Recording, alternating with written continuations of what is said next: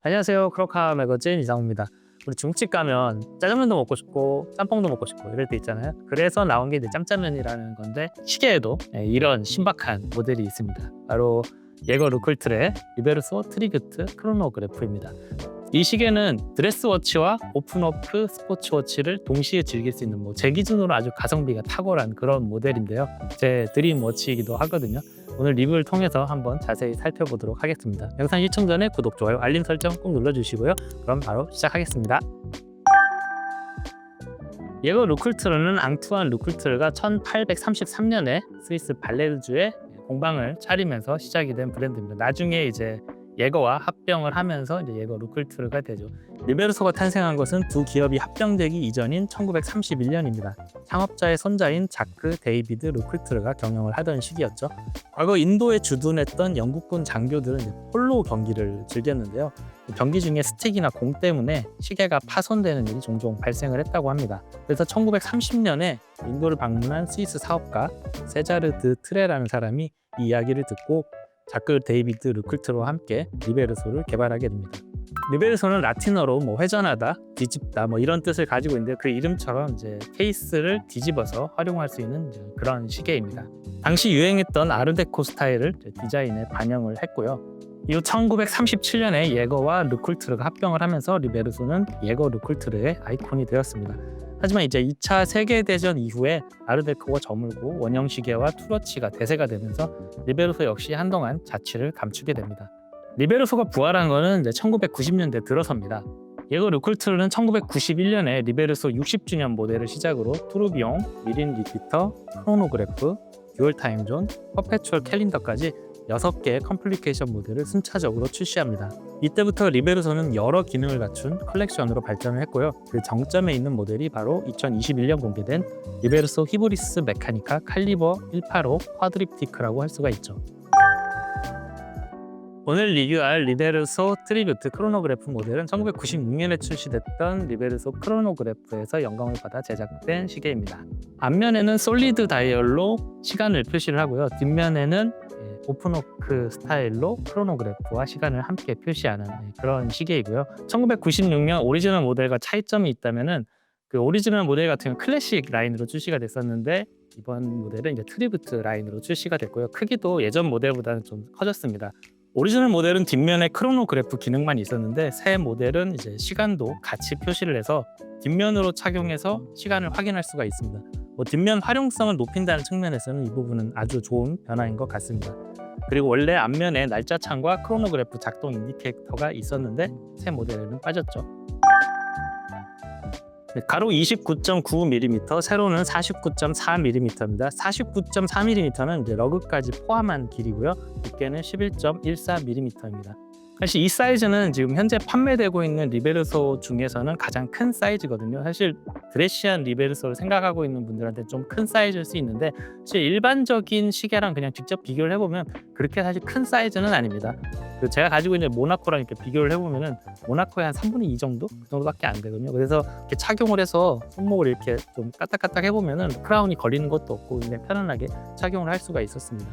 그리고 이 모델 같은 경우는 이제 크로노그래프 모델이잖아요. 크로노그래프 푸셔가 있다 보니까 좀 크기가 큰 거를 좀 정당화시켜주는 그런 느낌이 좀 있습니다. 그래서 이건 크로노그래프 워치니까 이 정도 사이즈는 괜찮아 그런 느낌이 있고 또 특히 이제 뒷면으로 이렇게 뒤집어서 착용을 하게 되면 훨씬 더 좀 스포티한 그런 느낌 때문에 별로 커 보이지 않는 그런 느낌이 있는 것 같아요. 리베르소는 장식적인 요소, 직선, 대칭이 강조된 소위 이제 아르데코 스타일의 시계입니다. 1920, 30년대 유행했던 스타일이라서 지금 기준에서는 굉장히 좀 독특한 디자인이죠. 특히 이제 다이얼이 회전하는 구조는 지금 기준으로 굉장히 독보적이라고 할 수가 있습니다. 케이스는 양쪽 측면을 이렇게 둥글게 곡선으로 처리를 했고 다이얼 위와 아래에 이제 각각 3개의 라인을 인그레이빙을 했는데 그 안에 다이얼을 배치를 했습니다. 어떻게 보면 이제 프레임 안에 들어있는 그림 같은 그런 느낌도 들고 실제로 뒷면에다가 이제 에나멜 그림을 그려서 판매하는 그런 모델도 있죠. 러그 같은 경우는 굉장히 짧고요. 다이얼 케이스 측면과 이렇게 곡선으로 하나로 연결되는 이제 그런 형태가 자연스럽게 연결이 되어 있습니다. 그리고 우측에 크로노그래프 작동을 위한 푸셔가 이렇게 있는데 푸셔도 이제 리베르소 케이스와 동일하게 직사각형 형태로 디자인을 해서 통일감을 주고 있습니다. 그러니까 크로노그래프를 사용하는 측면이라고 생각을 해보면은 이 버튼이 사실 왼쪽에 있어야 되거든요. 무슨 얘기냐면 이렇게 뒤집었을 때 크로노그래프를 사용하게 되는데 이때 이 푸셔가 이제 왼쪽으로 가게 돼서 조금 불편한 그런 느낌이 있습니다. 근데 이제 뒤집을 때 이 푸셔가 이쪽에 배치하면은 걸리거든요. 그래서 어쩔 수 없이 오른쪽에 이렇게 배치를 하지 않았나 그렇게 생각이 듭니다. 이거 조금 아쉽기는 하네요. 스틸 모델 같은 경우에는 다이얼 앞면이 이제 블루 그레이 컬러이고요. 골드 모델 같은 경우는 다이얼 앞면이 이제 블랙 컬러로 되어 있습니다. 다이얼 바깥쪽에 이렇게 미니 트랙이 위치를 하고 있고요. 1시간 간격으로 아워 마커가 이제 바이 인덱스 형태로 이렇게 배치가 되어 있습니다. 펜슬 형태로 디자인이 되어 있는데 좀 안쪽으로 좀 집중되는 듯한 그런 디자인 느낌을 받을 수 있고, 핸즈도 도피네 핸즈가 적용이 돼서 굉장히 날카롭고 선이 강조된 그런 디자인을 보여주고 있습니다. 마감은 이제 썬레이 브러쉬 처링을 해서 조명이나 어떤 빛에 따라서 색감과 그런 질감이 조금씩 달라 보이는 그런 효과를 보여주고 있네요. 사실상 이번 리베르속 트리뷰트 크로노그래프의 메인은 이제 뒷면이라고 할 수가 있는데요. 뒤집어서 이렇게 시계를 살펴보면 칼리버 860AA 무브먼트를 감상할 수가 있습니다.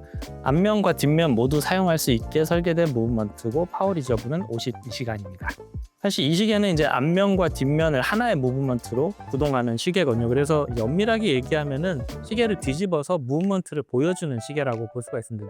그런데 이제 거기다가 크로노그래프 기능과 시간 기능을 이제 넣어둔 거죠. 그런데 이제 시계 케이스가 완벽하게 회전을 하니까 마치 독립적인 오픈워크 시계 같은 그런 느낌을 줍니다. 중앙에는 시간 표시와 60초 계측을 위한 챕터링이 있고요. 자세히 보면 이제 핸즈가 중심에서 살짝 위로 올라가 있는데 이 덕분에 이제 아래쪽에 공간이 조금 생깁니다. 그래서 이쪽에 크로노그래프 카운터를 배치를 해서 굉장히 조화로운 모습을 보여주고 있어요.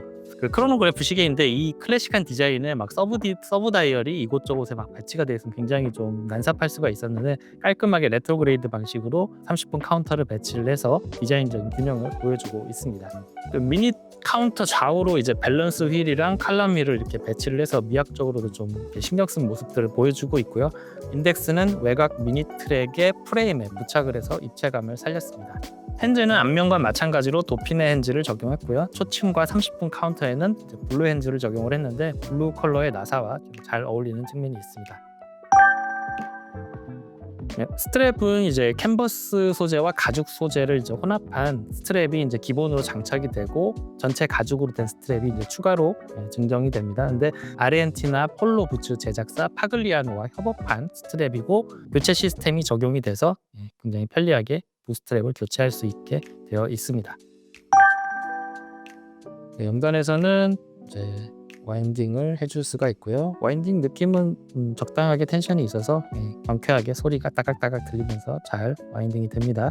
1단으로 크라운을 한번 뽑아주면은 여기서 시간 조정을 할 수가 있습니다. 적당하게 뻑뻑한 느낌이 있어서 아주 기분 좋게 조작을 할 수가 있습니다.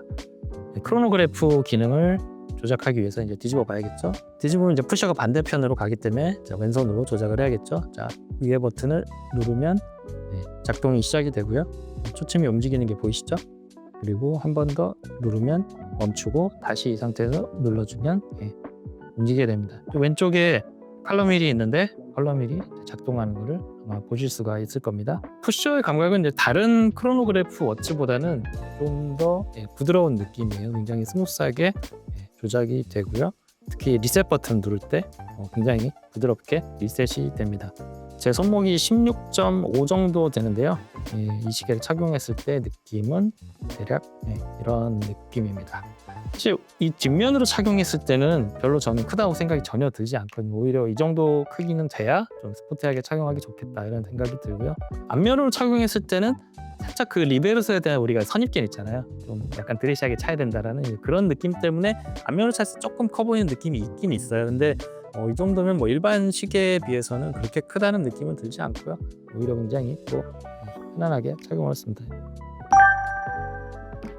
골드 모델은 블랙 다이얼이고요. 스틸 모델은 블루 그레이 다이얼이 적용되어 있습니다. 사실 가독성이란 측면에서는 골드 모델이 훨씬 더 좋긴 합니다. 특히 이제 뒷면으로 봤을 때 가독성은 골드 모델이 확실히 좋네요. 근데 뭐 저는 뒷면은 사실 이제 기능을 위한 어떤 측면이라기보다는 오픈워크 디자인 어떤 즐기기 위한 그런 면이라고 저는 생각을 하고요. 앞면 기준으로 봤을 때는 스틸이 조금 더 마음에 들고 뒷면 기준으로 봤을 때는 골드가 조금 더 예쁘다. 거의 종이 한 장 차이라 뭔들 좋지 않겠나 그런 생각이 드는데 소재에 따른 그런 무게 차이도 꽤 느껴지는 편이고요. 골드가 확실히 무겁습니다. 버클은 스틸 모델 경우에는 이제 디버클이 적용이 되어 있고 골드 모델 같은 경우에는 핀버클이 적용이 되어 있습니다. 아무래도 골드 단가가 좀 있다 보니까 그렇게 구성을 한 것 같아요. 개인적으로 저는 이제 다이얼 컬러와 무게라는 측면에서 가격도 그렇고 스틸 모델이 훨씬 더 마음에 드네요. 사실 거의 제 기준에서 너무 완벽한 시계인데 그래도 굳이 아쉬운 점을 좀 찾자면은 사이즈가 한 사이즈 정도 작게 나왔으면 어떨까. 지금 이제 리베르소 일반 모델 듀오 페이스 정도의 사이즈, 그 정도 사이즈로만 한 사이즈만 낮춰서 출시를 해줬으면 정말 좋았겠다는 그런 생각이 들고요. 또 예전에 이제 오리지널 모델 보면 다이얼 앞면에 크로노그래프 작동하는 그런 인디케이터가 있었는데 그게 굉장히 디자인 포인트가 됐었는데 그것도 그냥 어떤 다른 방식으로라도 좀 살려놨으면 좋지 않았을까 이제 그런 생각이 듭니다. 그리고 관심을 두고 지켜봐서 그런지 모르겠는데 이 모델이 유독 가격이 좀 빨리 오르는 경향이 있습니다. 벌써 이제 3,000 후반대까지 스틸 모델 기준으로 와버렸거든요. 그래서 조금만 좀 천천히 올랐으면 좋겠다. 이걸 꿈꾸는 사람들을 위해서 그 정도의 아쉬움이 있습니다. 사실 리베르소는 이제 오늘날의 드레스 워치로 이제 좀 포지션이 되어 있는데 원래 그 역사적인 이제 배경을 살펴보면 폴로 경기를 위한 스포츠 워치로 시작이 된 시계입니다. 그러니까 어떻게 보면 이 시계는 리베르소라는 모델의 어떤 정체성, 스포츠 워치로서 정체성을 드레스 워치라는 그 형식 안에서 굉장히 잘 드러내는 그런 시계라고 볼 수 있고 리베르소에 뭐 입문을 하건 뭐 리베르소에 좀 관심이 있는 분들은 한번 꼭 고려를 해보면 좋을 그런 시계라고 생각이 됩니다. 시계의 여러 측면들이 한 시계에 좀 집약되어 있다 그런 느낌을 많이 받았거든요. 무슨 얘기냐면 그 시계의 장르적인 측면에서 보면은 드레스 워치와 스포츠 워치가 함께 결합이 되어 있고요. 또 스타일 측면에서 보면 솔리드 다이얼이랑 오픈워크 다이얼을 함께 즐길 수가 있어요. 또 기능적인 측면에서는 타임홀리 모델과 크로노그래프 모델을 함께 또 즐길 수가 있죠. 이렇게 여러 가지 스타일의 여러 가지 장르의 시계를 한 시계에서 모두 경험해 볼 수 있다는 거, 그게 이 시계의 가장 큰 매력이자 장점이 아닐까 저는 생각을 합니다. 리베르소 뭐 입문하시는 분은 물론이고 저처럼 이렇게 오픈워크 시계가 아직 컬렉션에 없는 사람들, 그런 사람들을 위해서도 굉장히 좋은 모델이라고 생각을 합니다. 사실 대본 작성하고 이제 여러 가지 준비를 했는데 그 준비 과정이 너무 과했는지 꿈에 이 시계가 이렇게 나와가지고 지름을 게시하는 그런 꿈을 꾸기도 했었는데 아마 조만간 여유가 되면은 제 컬렉션에 꼭 들어올 시계가 아닌가. 시간의 문제지 언젠가 들어올 녀석이 아닌가 그런 생각이 듭니다. 사심을 가득 담아서 오늘 리뷰를 진행해 봤는데요. 도움이 되셨다면 구독, 좋아요, 알림 설정 꼭 눌러주시고요. 저희는 다음에 더 멋진 시계로 찾아뵙도록 하겠습니다. 감사합니다.